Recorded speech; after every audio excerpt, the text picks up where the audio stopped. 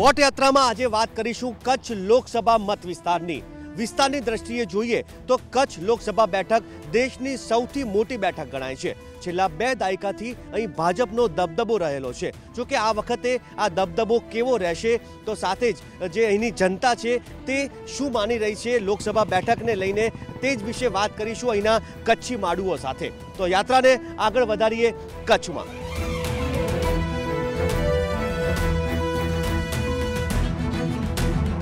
કહેવાય છે કે કચ્છની જનતા ખમીરવંતી જનતા કહેવાય છે।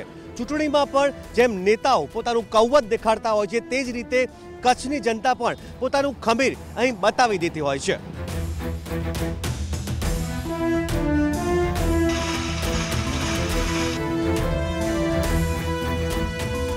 વોટ યાત્રા સાથે આવી પહોંચ્યા છીએ કચ્છના આ ભુજોડી ગામમાં। ભુજોડી ગામ કે જે હસ્તકલાના જે કારીગરો છે તેઓ મોટી સંખ્યામાં અહીં છે અને અહીંના જે કચ્છનો જે વણાટ ઉદ્યોગ છે જે અન્ય જે કચ્છના જે પરંપરાગત જે ભાતીગળ સંસ્કૃતિની જે ચીજ વસ્તુઓ છે તે આ ભુજોડી તેના માટે પ્રખ્યાત છે।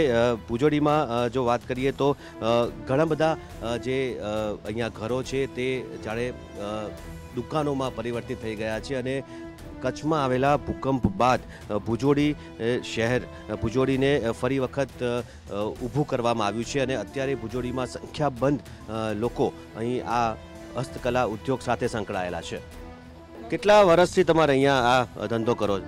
25 વર્ષથી ધંધો કરી છે અમે ને અહીંયા બધો ટુરિસ્ટ લોકો જોવા માટે આવે છે, ખરીદી કરવા માટે આવે છે અને ભુજોડી ગામમાં આગળ એક મ્યુઝિયમ છે એ બહુ સારું છે ને જોવાલાયક સ્થળ છે કચ્છમાં।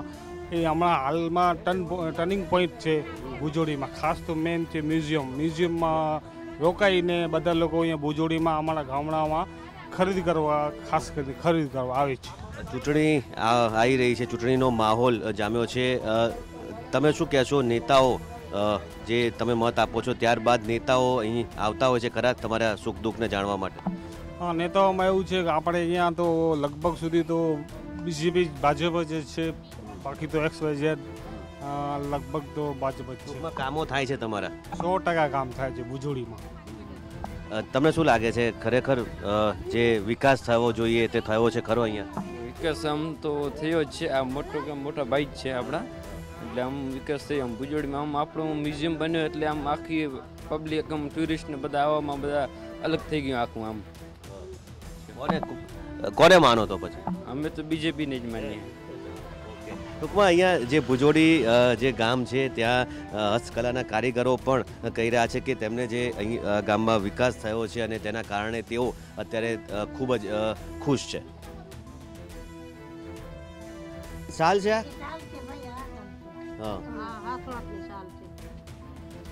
કેટલા વખતથી વેચો માજી આ સાલ?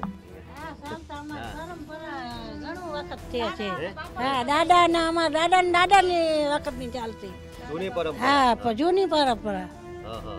અને આ ચૂંટણી આવવાની છે ખબર છે? નેતાઓ આવે છે ખરા તમારા ભુજોડીમાં? કામ થાય છે કે નહીં તમારે? કામ થાય અમારું, થાય હે કામ અમે કરીએ। તમે તમારું કામ કરો પણ બીજા તમારું જે નેતાઓ તમારું કામ કરવા આવે કે નથી આવતા? અમે હજી નથી જોયો। તો શું કહેવાય, શું હજી એવી કઈ સમસ્યા છે અહીંયા કે હજી તમારે? એ અમને ખબર નથી હો, અમે ઘરમાં જ પડ્યા છે અહીંયા, આજે બહાર નીકળ્યા છે અહીંયા। આ છોકરીને બાલ મેધીર મોકો આવી છે ને એટલે બીજી ખબર નથી અમને કાંઈ।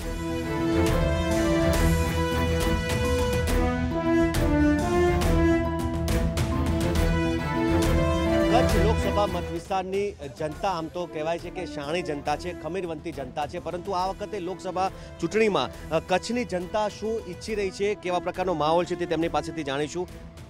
ચૂંટણી આવી રહી છે, શું હજી તમે મતદાર તરીકે તમે શું કહેવા માગશો રાજકારણના આ નેતાઓને? રાજકારણના નેતાઓને માત્ર એટલું જ કહેવાનું કે બસ જે એ લોકો વાયદા વચન આપે છે પૂરા કરે, બીજું તો કાંઈ ખાસ કહેવા જેવું છે નહીં। કચ્છમાં શું પરિસ્થિતિ તમારા દ્રષ્ટિએ માહોલ? મોદી। કારણ વર્ષોથી જન્મે ત્યારથી જ જોયા છે એટલે મોદી। વિકાસ થયો છે ખરો? સાચો વિકાસ કચ્છમાં થયો જ છે। અત્યારે તમે કચ્છમાં જુઓ રોડ રસ્તા જે સારામાં સારા રોડ રસ્તાઓ છે. કચ્છમાં લોકો એકંદરે ખૂબ જ સુખી છે. કોઈને કોઈ જાતની પરેશાની નથી. મોદીએ અનેક યોજનાઓ ચાલુ કરી છે, જેમ મા કાર્ડ ચાલુ કર્યા છે. નાના નાના ગરીબ માણસોને આ જ જોઈતું હોય, એ લોકોને મફતના પૈસા નથી જોઈતા, પણ એ લોકોને જ્યારે મેડિકલ ઇમરજન્સી આવે કે જ્યારે કાંઈ હોય એ લોકોને મુદ્રા યોજનામાં સરળતાથી લોન મળે. એટલે જે બધી જે યોજનાઓ છે એનાથી લોકો ખુશ છે એમ. કાકા તમે ઘણા વર્ષોથી અહીંયા રહેતા લાગો છો. હું વતની છું. બહારના વતની છો, પણ અત્યારે ચૂંટણી આવે છે, ખાસ નેતાઓ જે છે એ અત્યારે મત માંગવા આવશે. તો બરોબર છે. એને તમે શું કહેવા માંગશો ખાસ? ના ના, કહેવા તો એ બાકી અત્યારે ચાલી રહ્યું છે એ બરોબર છે, અને સમય જે કામ કરી રહ્યો છે એ પ્રમાણે બધું બરોબર છે. સમય પ્રમાણે બધું ચાલી રહ્યું છે બરોબર. અને છેલ્લા 5 વર્ષની અંદર હું જોઉં છું કે સારી પ્રગતિમાં છે. સારી પ્રગતિ થઈ. સારી. તમે શું કહેવા માંગશો? જે અત્યારે માહોલ કેમ ના, માહોલ સારો છે કે નથી સારો એમ? ચૂંટણીનો માહોલ સારો છે. સારો. ઘણા લોકો ખુલીને બોલવા તૈયાર છે, ઘણા લોકો હજુ ખુલીને એટલું બોલવા તૈયાર નથી, પરંતુ અત્યારે જે પરિસ્થિતિ છે લોકસભા ચૂંટણીને લઈને વિવિધ મતો પ્રવર્તી રહ્યા છે, પરંતુ સાચા અર્થમાં કચ્છ લોકસભામાં વિકાસ ખરેખર થયો છે 5 વર્ષમાં, તે જાણવા અન્ય વિસ્તારમાં પણ આપણે જઈએ.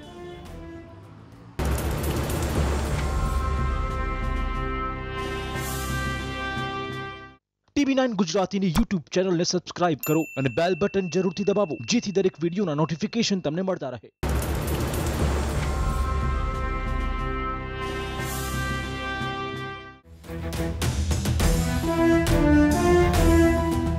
વોટ યાત્રા સાથે અમે આવી પહોંચ્યા છીએ અહીં ભુજ શહેરની બજારમાં. ભુજમાં અહીં કેવા પ્રકારે લોકોમાં એક ઉત્સુકતા છે અથવા છે કે નહીં ચૂંટણીની ઉત્સુકતા, તે પણ જાણવાનો પ્રયાસ કરીશું.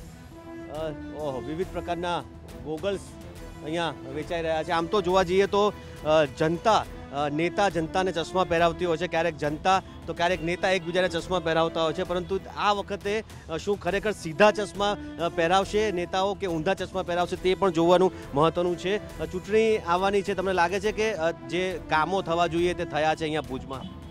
ભુજમાં તો આપણે ધીરે ધીરે થવાનું હોય, બધું કામ થાય તો સરકાર છે બધું કામ પૂરું જ કરે. તો સરકારની જિમ્મેદારી છે તો બધું કામ કરશે. તો અને તો મોસમ છે, મોસમ પ્રમાણે બધું થઈ જાય. તો સાથે જ અહીં ટોપી પણ વેચાઈ રહી છે. આમ તો કહેવાય છે કે રાજકારણીઓ ટોપી પહેરાવવામાં માહેર હોય છે, કારણ કે જે રીતે જનતા મત આપતી હોય છે ત્યારબાદ તેને 5 વર્ષ દરમિયાન તેઓ તેમને જે કામો કરે છે કે નહીં તે પણ એક સવાલ હોય છે. એટલે કે ક્યારેક નેતાઓ જનતાને ટોપી પહેરાવી દેતા હોય છે, મતદારોને ટોપી પહેરાવી દેતા હોય છે. અહીં ઘણા બધા જે પેઇન્ટિંગ્સ છે તે પણ અહીં વેચાઈ રહ્યા છે. તો અહીંયા લોકસભા જે વિસ્તાર છે તેની વાત કરીએ તો જનતામાં કેવા પ્રકારે ચૂંટણીને લઈને ખરેખર કેવા પ્રકારનો માહોલ છે તે જાણવાની કોશિશ કરીશું. કેટલાક અહીંયા યુવાનો બેઠા છે. તમને લાગે ચૂંટણી આવે છે, તમારા કામ છેલ્લા 5 વર્ષમાં જે વચનો આપ્યા હતા તે પ્રમાણે પૂરા કર્યા હોય? અમુક કાર્યો એવા પૂરા થયેલા છે ને વિકાસો અમે દેખાઈ આવે છે, ને જે પ્રમાણે મોદી સાહેબે વાયદા કર્યા હતા, ભાજપ સરકારે જે વાયદા કર્યા હતા એ પ્રમાણે વિકાસ દેખાય છે, જે જોઈ શકે છે એને દેખાય છે. એવી કોઈ સમસ્યા ખરી કે હજી તમારે ઉકેલાઈ ના હોય અને તમે રજૂઆત કરતા હોય જનતાની, એવી કોઈ મુખ્ય સમસ્યા અહીંયાની? અમને ભુજોડીનો બોલ 2007થી આ લોકો આશ્વાસન રહે, ખાલી આ લોકો બધી બહુમતી પંચાયતી પાર્લામેન્ટ બહુમતી એમની છે, હજી ભુજોડીનો પુલ બનાવી શકતા નથી. ભુજનું મેન તાલુકા મથક ભુજનો તલાટી નથી, ભુજમાં સિટી સર્વે નથી, ભુજમાં ભાડાનો ચેરમેન નથી. આ લોકો બધા ફેંકું ભગતો માત્ર ને માત્ર ખાલી આશ્વાસન, ક્યાં પણ કોઈ સ્ટાફ નથી, કોઈ કામ નથી થતા. તમે જનતાએ મત આપ્યા છે તો તમારો અધિકાર નથી કે તમારા કામો થાય તે માટેની રજૂઆત થાય તેમની ઉગ્ર લેવલે? વખત રજૂઆત કરેલી જ છે, સ્ટેડિયમ રજૂઆત કરેલી, ભુજ પ્રોપર્ટી એસોસિએશન રજૂઆત કરેલી, કોઈ નિરાકરણ આવતું નથી. શું લાગે તમને, કામો થયા છે ખરા અહીંયા? કામ ચાલુ જ છે, સારો વિકાસ ચાલુ જ છે. અને માહોલ શું કહી શકાય આ વખતે કચ્છમાં? માહોલ તો મોદીનો જ છે. કારણ શું? વિકાસ કરે છે ને જે વાયદા કરે છે એ ચાલુ જ છે કામ કરવાનું. જનતાના મનમાં છે જે વિકાસ કામો થયા છે અને એના માટે થઈને એક પ્રકારે મોદી લહેર જે અગાઉ 2014માં હતી તે જ પ્રકારની કદાચ અત્યારે વિકાસ કાર્યોને લઈને અહીં કચ્છમાં જોવા મળી રહી છે, તે વાત હકીકત છે.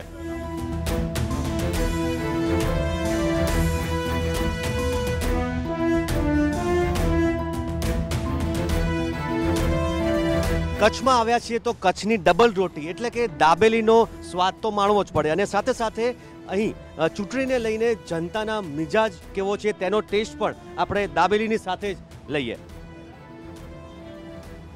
જે દાબેલી તમારી જે સરસ જે ફેમસ હોય જે એ મને ચખાડો. અત્યારે કચ્છમાં ચૂંટણીનો માહોલ હવે શરૂ થયો છે. શું લાગી રહ્યું છે? કામોના આધારે તમે મત આપશો કે પછી વ્યક્તિને જોઈને મત આપશો? અમે વ્યક્તિને જોઈને મત આપશું અને ઓલરેડી કામો પણ થયેલા છે એટલે એ બંને રીતે જોઈએ તો વન સાઇડ જેવું છે કે બીજેપીને અહીંયા કને લીડિંગ થશે.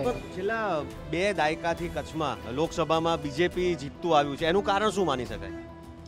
એકચ્યુઅલી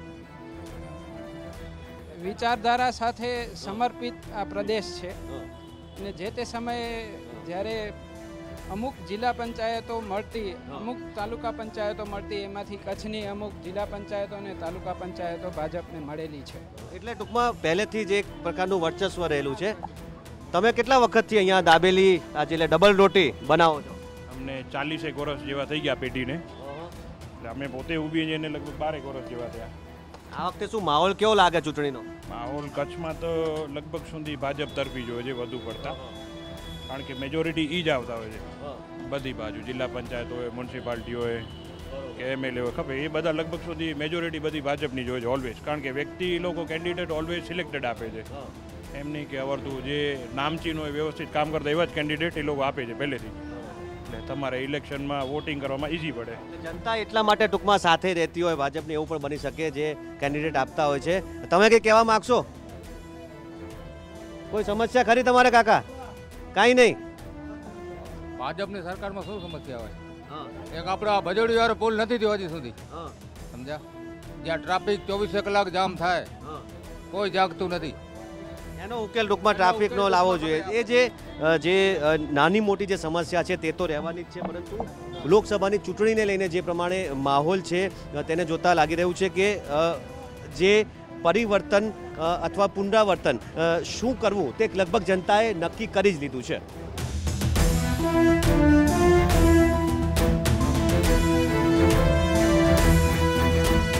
શિયાળે સોરઠ ભલો, ઉનાળે ગુજરાત, ચોમાસે વાગડ ભલો, કચ્છડો 12 માસ.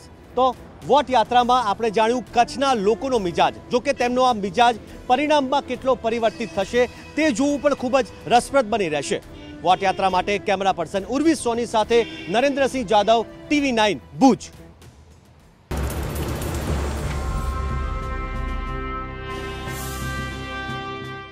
TV9 ગુજરાતીની YouTube ચેનલને સબસ્ક્રાઇબ કરો અને બેલ બટન જરૂરથી દબાવો જેથી દરેક વિડીયોના નોટિફિકેશન તમને મળતા રહે.